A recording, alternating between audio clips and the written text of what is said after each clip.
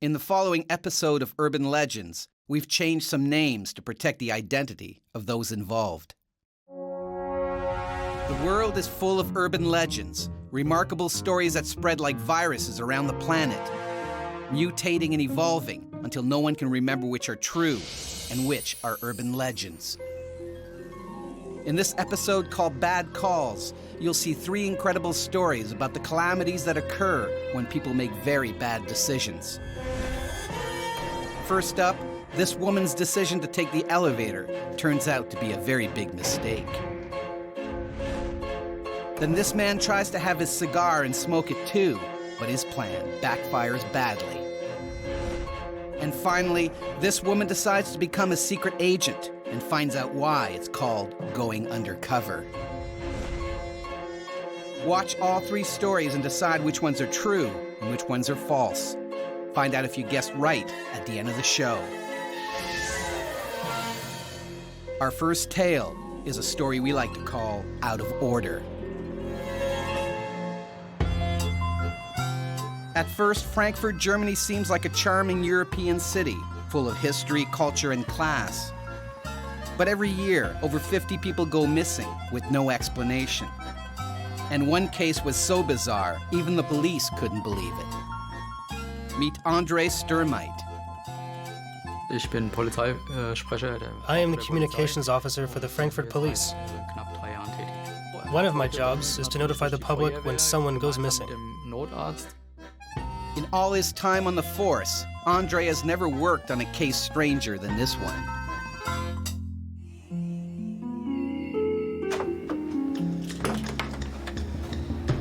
Mama? On April 16th, 2008, Ulla Winkler arrives at her elderly mother's house.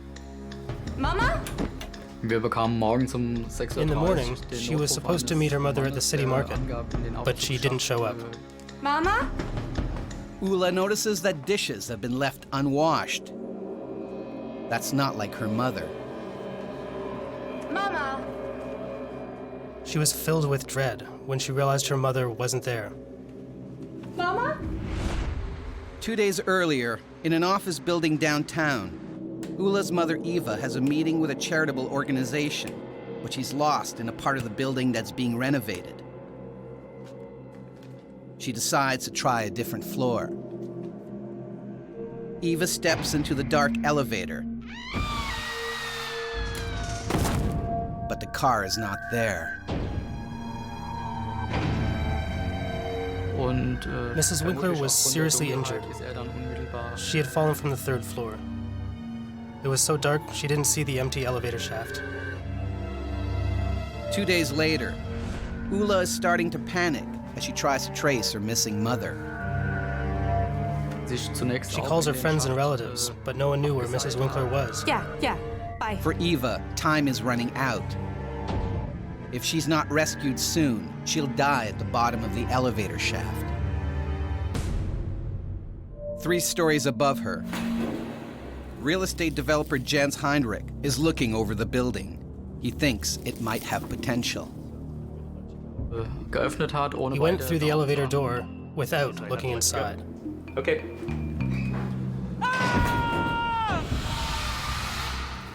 But he makes the same mistake as Eva and lands right on top of the stricken woman. Luckily for him, her body cushions his fall. Mr. Heinrich tried to revive Mrs. Winkler, but her injuries were so serious she remained unconscious. Jens tries to call for help, but there's no cell reception in the elevator shaft. His only way out is to clamber 25 feet back up the shaft. It's dangerous climbing, especially with Jen's broken ribs. The man was able to climb using various bars in the shaft. Finally, he reaches an open door. Then he was able to call the emergency number, and they dispatched the paramedics. When help arrives, Jens tells them what happened. Amazed, they send a rescue team to the bottom of the shaft. They're surprised to find Eva is alive, but in critical condition. The emergency doctor informed us that Mrs. Winkler lived because she was rescued just in time. I have to let you go. Okay. Although the impact of Jen's falling on Eva almost killed her, ironically, it also proved to be her salvation. When Eva gets to the hospital, they let Ula know she's going to be okay. Thank you. Now, you must take the plunge and decide if this free-fall fable is true or false. Find out at the end of the show. But first, check out this mini-myth. Mini-myth number 2888, Gobble Gobble. In 1985, a Wisconsin farmer notices a strange phenomenon. Some of his flock of seemingly healthy turkeys would die during heavy rainstorms without any explanation. So the farmer goes undercover to see what happened to his turkeys when it rained. He discovers that at the first sign of a shower, the turkeys would always look up at the sky to see where the water was coming from. Some turkeys would look up too long and their open mouths would collect the rainwater, causing them to drown. So does this really happen? Or is this story just a turkey? Is it true or false? It's false. Turkeys aren't smart enough to be curious about rain, but they are a classic feature of many urban legends, but they're usually half-baked. On Urban Legends, we show you 3 astonishing stories. You must decide which ones are jaw-droppingly genuine and which ones are far-fetched fairy tales. So far, you've seen the tale of Eva Winkler, the woman who fell down an elevator shaft and was only saved from certain death when someone else fell on top of her. But is the story true? Find out at the end of the show. Now it's time for our second story. It's called Up in Smoke. Boston, Massachusetts is steeped in strange events. From tea parties to massacres, and at one time even a baseball curse. Now there's another one to add to the list, and it's all thanks to this guy. Meet Christopher Mott. I sell insurance. We provide peace of mind. People pay us and we insure their goods, collectibles. But Chris got his fingers burnt when he insured one conniving client.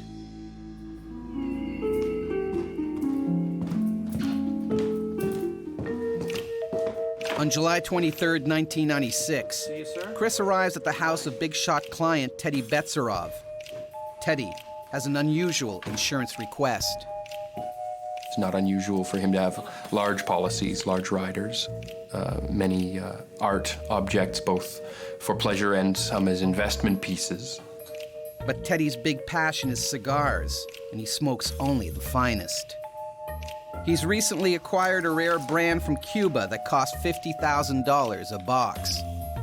He wanted specifically for the cigars to be insured against fire, which I have to say set some alarm bells off, being that that's what you do with cigars, you smoke them. So with some reservations, I did write a new rider for his policy insuring the cigars against fire damage and loss. Teddy is very happy with the new policy. He spotted a way of enjoying his expensive cigars without seeing his investment go up in smoke. What's going on here, everybody? Let's get Ever the show-off, Teddy throws an expensive cigar party, hoping to impress some potential new clients. as good as they get, people. Yeah, exactly. I think so, yeah. Please, have a seat. The day after the party, Teddy has some news for Chris. Remember the cigars that you just recently insured for me in the amount of $50,000? They were lost in a fire just last night.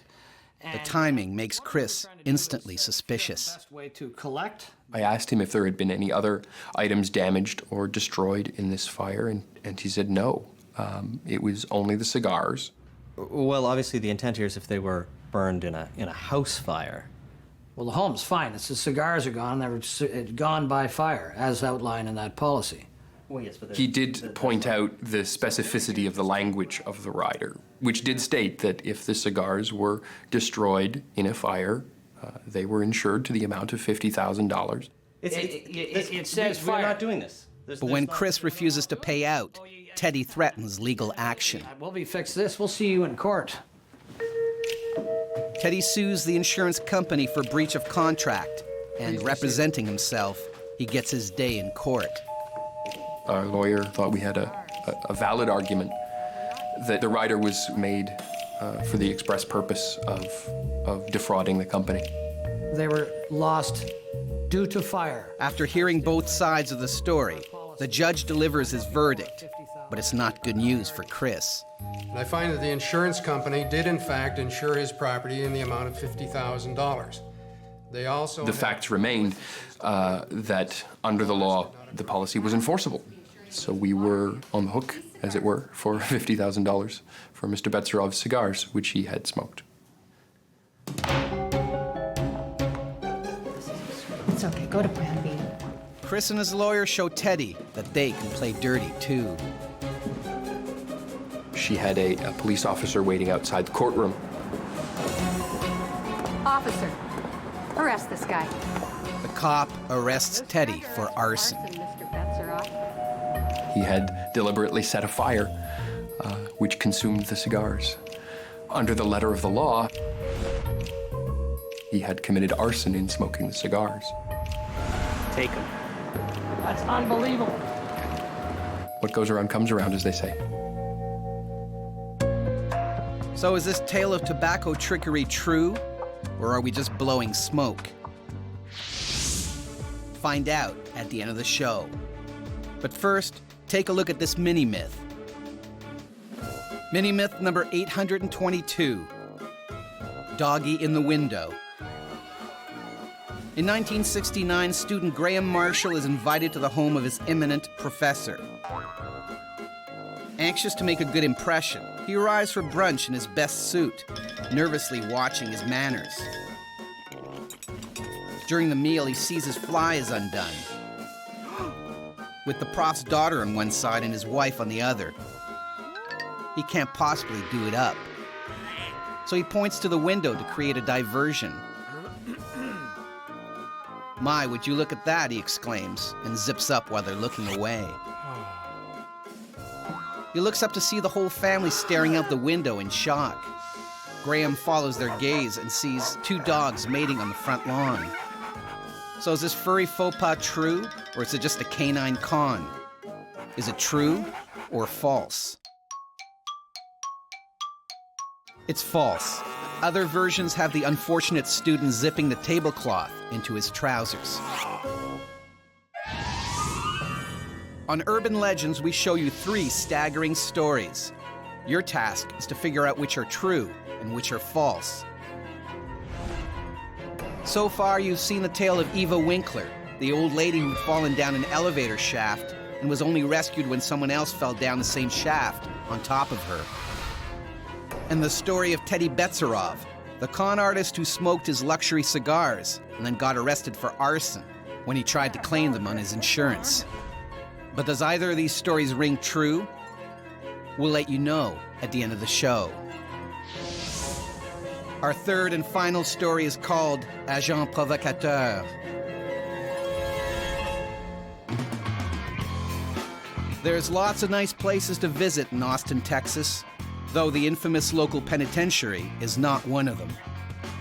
But sometimes people find it hard to stay out of trouble. Meet Carmen Estes. I'm a university student, and I'm first-generation American. First one ever in my family to go to university. Carmen had one experience at college that she'd remember for all the wrong reasons.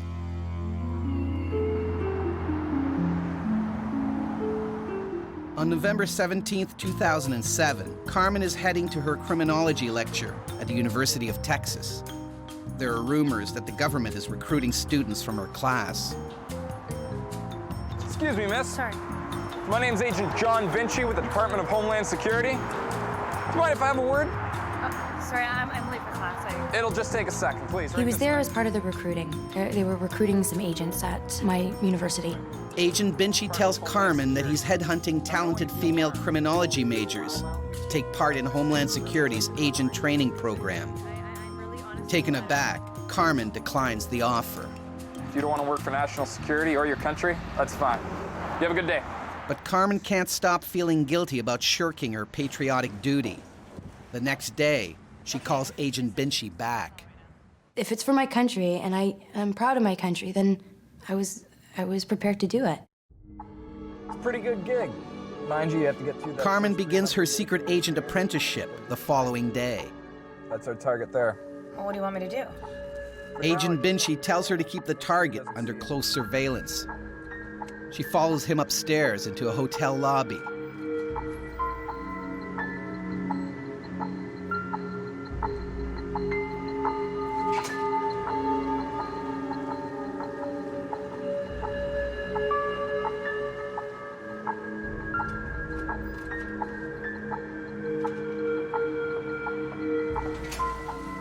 Then Carmen calls Agent Binchy for further instructions. He said, keep with him, keep with him. So I followed him into the bar. I still wasn't sure about this guy. I mean, I still wasn't sure about what I was doing. How you doing? All right. Good, yeah.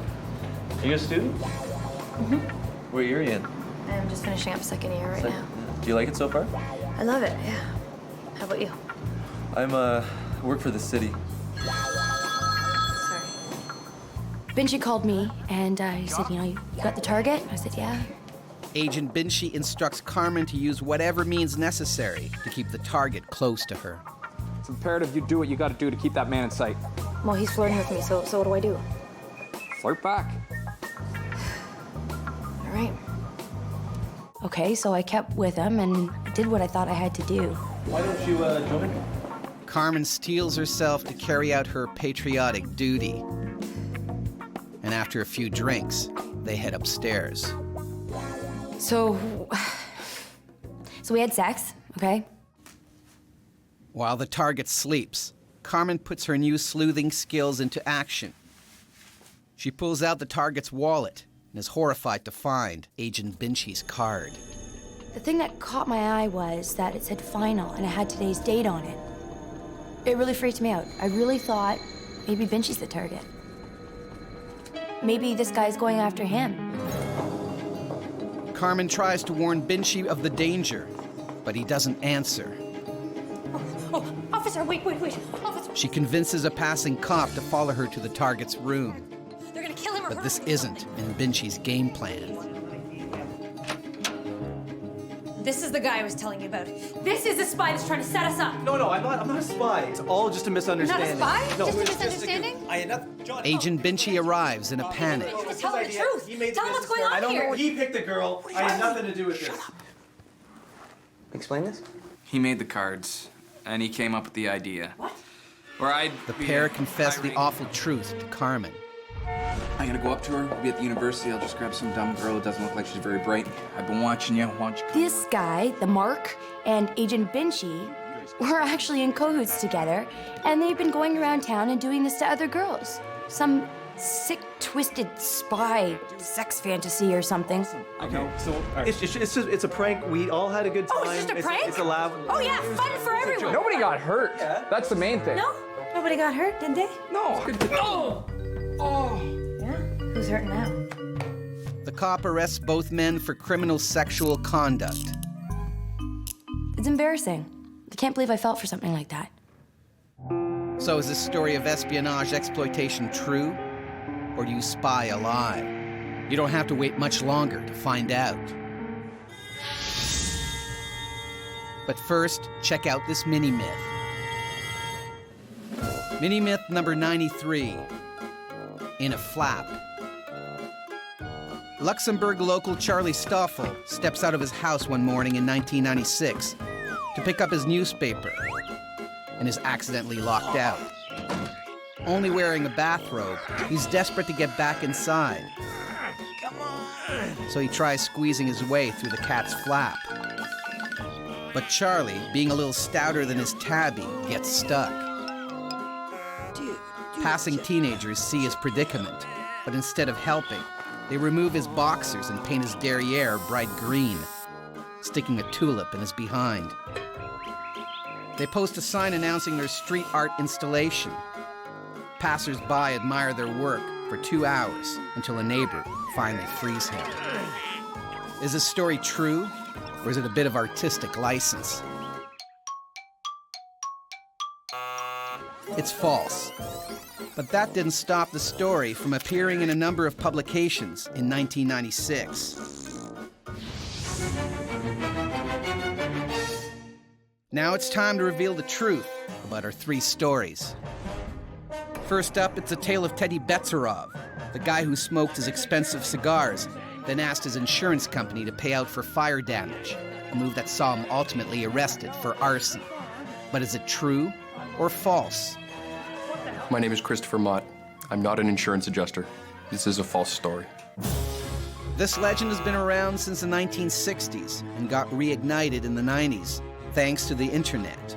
The country music star Brad Paisley even penned the Cigar song about this myth. So what about the story of Eva Winkler, the lady who nearly died falling down an elevator shaft, only to be saved when someone else fell down on top of her and called for help? But how did the story strike you? My name is Andre Sturmeit. I'm a spokesman for the Frankfurt Police, and this is a true story. This story hit the news wires in April 2008. Since the elevator car had been removed, the lobby doors were normally secured shut. The police are still looking for the person who unbarred the third-floor doors. Which leaves a story of Carmen Estes, the student who thought she was working as a spy, only to discover it was all a sleazy scam to sleep with unsuspecting women. But is it true or false? I'm not this character. This is a false story. Though this story is a myth, in 1991, an Australian man posed as 5 different secret agents who recruited his ex-girlfriend to go on undercover assignments, missions that always involved the former lovers having sex. His scam lasted for 5 years until he was caught and jailed for 9 months. That's the end of our episode titled Bad Calls. Did you hone in on the honest truths, or did you fall for the fabricated fables? However you called it, you'll get another chance to separate fact from fiction in the next installment of Urban Legends.